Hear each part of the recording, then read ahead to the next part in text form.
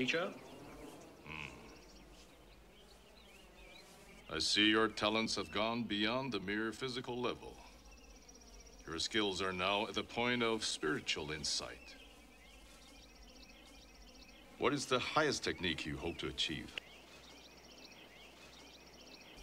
To have no technique. Every once in a while, a person comes along with a mix of qualities that produces something phenomenal.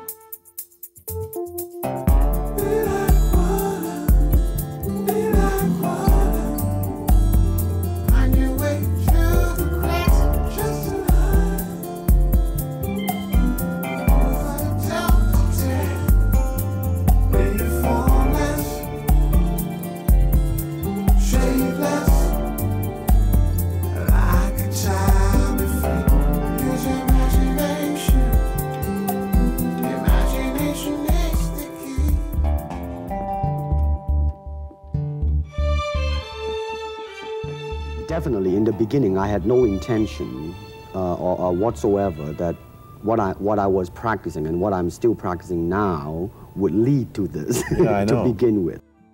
The interesting thing about my life, my career, was that as a young kid, I was extremely shy and introverted. But when I left the Olympics with the gold medal, I wanted to pursue my education. I was going to the University of Maryland. The only thing that made me deviate from that was my father was sick. He went into a coma. We had no money. I turned professional to make money to pay for the hospital bills. It's the internment that has defined my life. I remember the barbed wire fence, the sentry towers with the machine guns pointed at us, lining up 3 times a day to eat in a noisy mess hall. When I made the night runs to the latrine, searchlights followed me. And my parents struggled through all that. And you know, all that they did, the hardships that they went through, and the guidance that they gave us, we were their hope for the future. And I took that as a great responsibility. My childhood, and you know, being that lost kid, feeling that sense of alienation and not being able to find myself in this fog. When I was able to find something that I felt an emotional connection with, and to be able to create and produce music, gives you something to live for, you know, because you always want to find those things like make you happy. He was born onto a path that was unique to him, really, because of many factors. He was born in the United States. He was not a particularly robust or healthy child. His first 5 years were spent under Japanese occupation of Hong Kong. When he was introduced to Kung Fu when he was 13 years old, that began to shape his path as well. In addition, you know, he was a child actor. Together, all of these factors produced a person that had an inner energy and an inner focus and could project a goal, a vision for himself of where he wanted to go. All type of knowledge ultimately means self-knowledge. He may have been the most self-educated person I have ever known, because his education did not end with school. Everything I've learned has been like non-traditional, and it's given me a lot of hope, because every time I would start something, I'd have like this kind of insecure feeling if I could even jump into something brand new without the proper kind of education and background that like maybe some of my peers have had. I'm constantly just trying to master my own skill set. Even if I've felt like I've reached a certain pinnacle, like there's so much more to learn and like unlearn from what you're doing. I mean, here it is, the natural instinct, and here is control. You are to combine the two in harmony. Not, if you have one to the extreme, you will be very unscientific. If you have another to the extreme, you become all of a sudden a mechanical man, no longer a human being. So it is a successful combination of both. You have to have that kind of self-knowledge where you know that you are a fallible human being as well. But you also have to know your strength. And that gives you that confidence. It's not this arrogant, I know everything. To be open to learning. For some reason, I knew that once I found myself, if you will, all of a sudden I felt that I could exist, or I could do anything. I could win. I could excel. And I became extremely confident, very confident, and extremely self-disciplined at 14.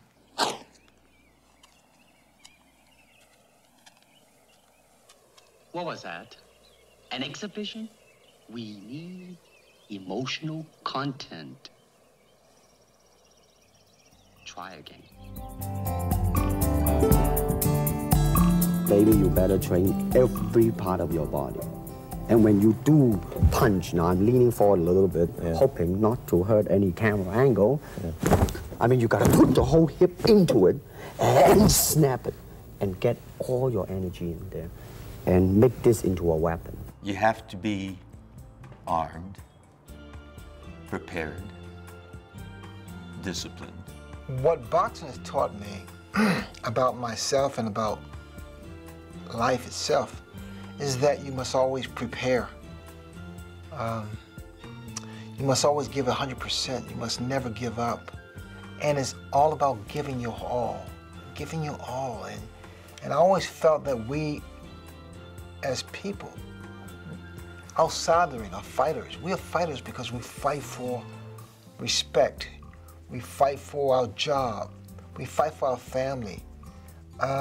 And we do the road work because the road work is a necessity because we have to do our due diligence. We have to study. We have to do all those things that gives us a better chance of succeeding. Okay, once you get it, then the next step is to master it the best of your ability.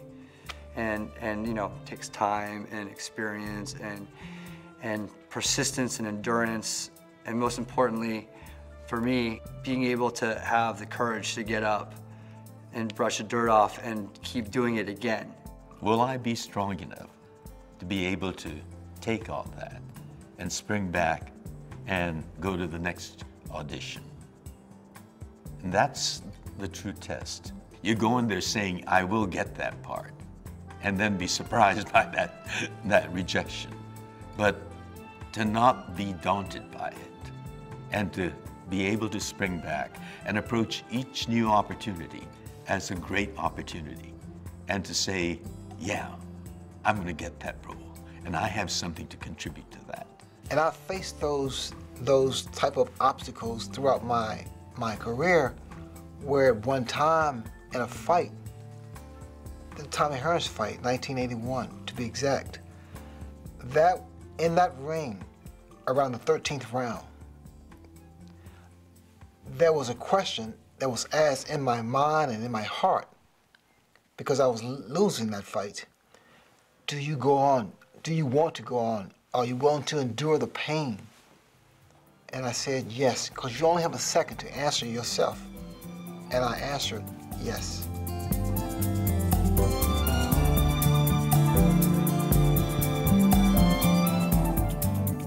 All right, baby, here I am, man. It's all about creating your own voice and your own space in your own way. And most importantly, believing in yourself, because that's one thing that's really hard to do. Because there are times you question yourself, your ability. There are times you try to deceive yourself. You know, my parents thought it's good to be interested in the arts, but you don't think of making that your livelihood. And so I started my college studies off as a architecture student. But 2 years into that, the fire was still burning, and I just couldn't visualize myself 10 years down the road as an architect. So I came back to Los Angeles, and I told my father, I've got to be true to myself, at least be fair and give myself a chance. Believe in yourself and believe in your passion. Embrace your passion to create something and give it out to the world. If you really believe, and there's no bullshit, if you really believe you can win, you can win, because there is a way to win. Look at Hollywood. Look at the movies, TV, see what kind of opportunities there are for you. They're stereotyped. Is that the kind of thing you want to be doing? And I was arrogant enough to say, I will change it. I'm going to change it. I will show them what Asians and Asian Americans are like. Being Chinese to him was an asset. It was not a deterrent. It was not something to get over. It was something to show off. I have already made up my mind that in the United States, I think something about the Oriental, the true Oriental should be shown. I feel like once you're underrepresented, then you automatically become misrepresented. So it's so important for people that are underrepresented to express themselves and voice themselves so other people don't speak for them. A good martial artist does not become tense but ready. Not thinking yet not dreaming. Ready for whatever may come. When the opponent expands, I contract. And when he contracts, I expand. And when there is an opportunity, I do not hit. It hits all by itself.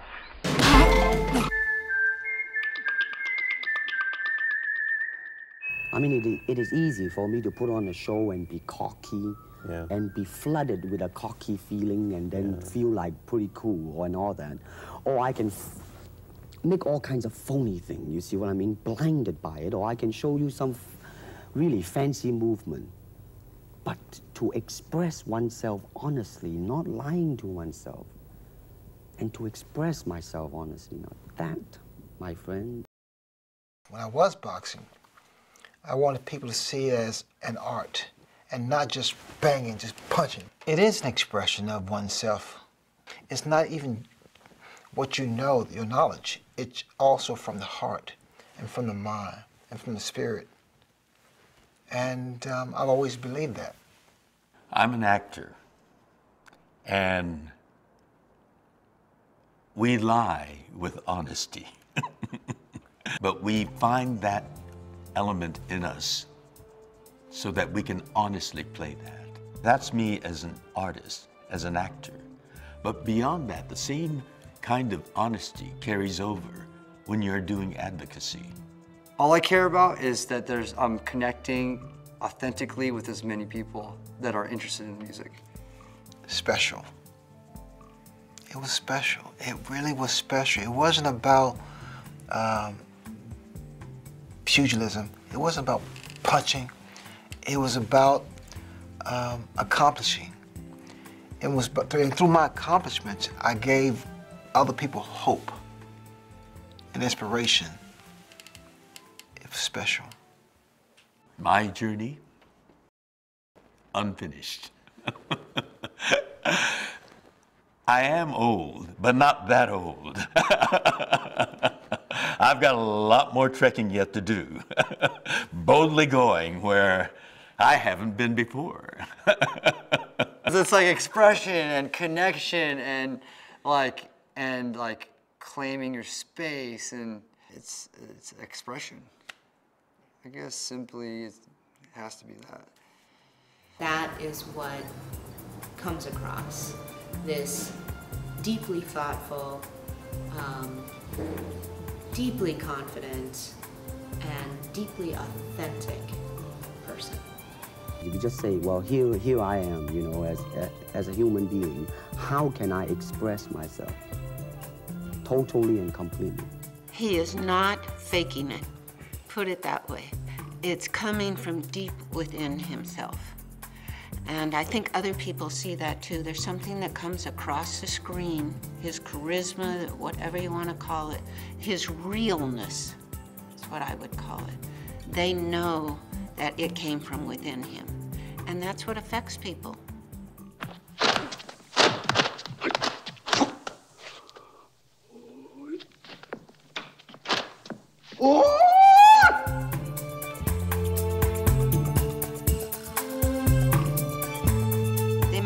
Of Enter the Dragon and the pre-making of Enter the Dragon was a very stressful time because, and probably Bruce was nervous about that project as well because this was going to be his showcase in America and the world, and he wanted it to be great.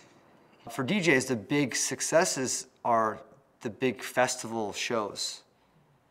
Like getting that first slot in like that big festival and being on that bill alongside all these names, and the notable ones, the influential ones. 2007, I played Coachella Festival, and I remember when I played, you know, I was so nervous. I was so nervous, and I was surprised that people even knew who I was.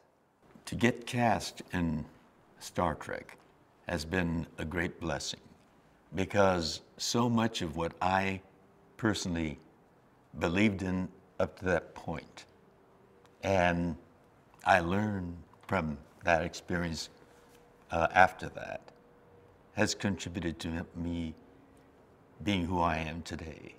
When I won the Olympic gold medal, 1976 in Montreal, validating, it was,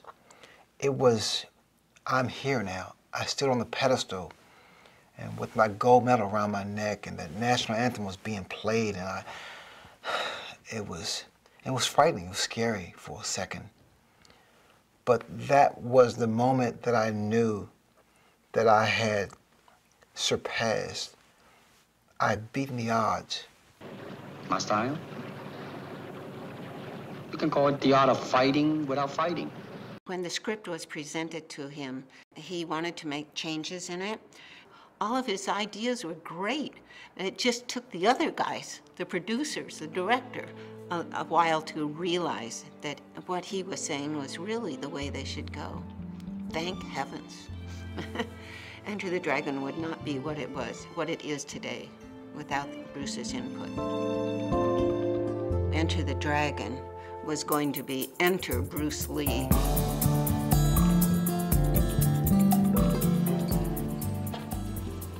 I've watched Enter the Dragon, I don't know, it could be thousands of times. I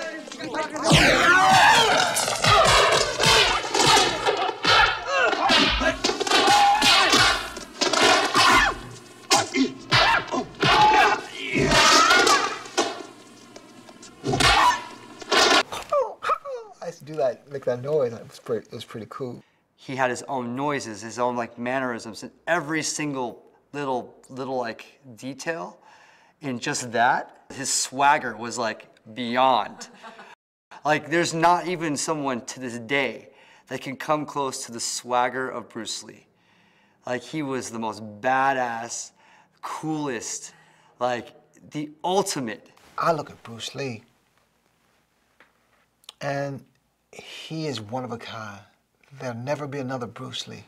And then when he sits down and then he breaks down the philosophy, you're just blown away. Bruce Lee made a tremendous impact on me, and also on the American, or not the world psyche.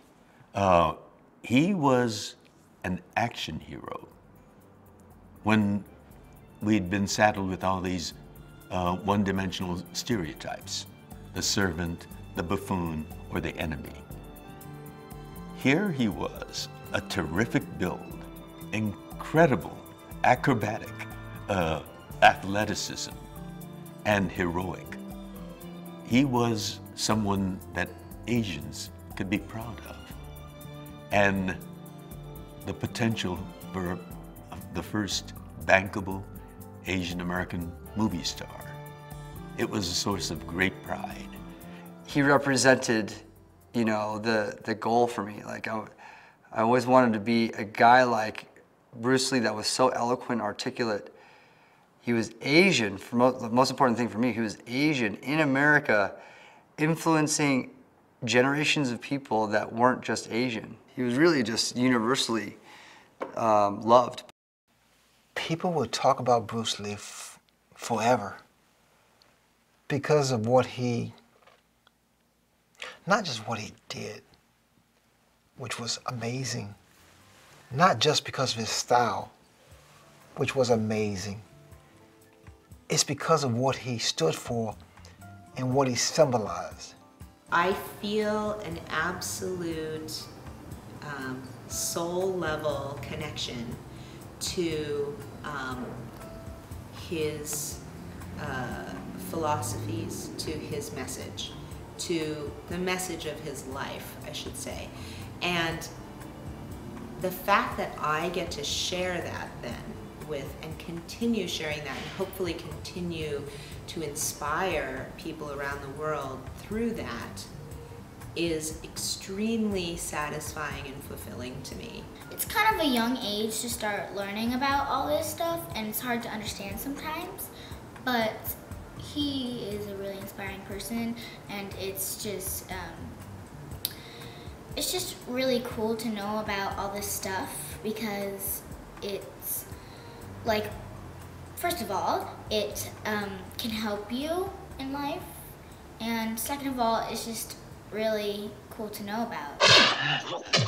That's it. How did it feel to you? Let me think. Don't think. Feel. It is like a finger pointing away to the moon. Don't concentrate on the finger or you will miss all that heavenly glory. He was such an important role model. He was so crucial to my development. Like, I always needed something. I needed like a guiding light. There's something about my father's legacy that I love, and that is, maybe the word is expansive. Because to me, the lesson of his legacy is somewhere in the notion that a person, an individual who cultivates themselves to the level that he did and then expresses that out into the world can, in fact, one person make a huge impact. There was so much potential, so much more he could have contributed. And he was so young, just at the beginning of that skyrocketing, amazing career that was waiting for him. Heartbreaking. There's really no one word that would justify what Bruce Lee was and to describe him. But if I had to use one word, I would say gifted. Because he was a gift to a lot of people, to millions of people around the world. Like a guru. He's a guru of life. He was just a really awesome and inspiring person. I don't have to come up with a lot of words to describe Bruce Lee because he could do it himself. You know what I want to think of myself? As a human being. Because, I mean, I don't want to sound like, you know, as Confucius say, but under the sky, under the heaven, man, there is but one family. It just so happened, man, that people are different.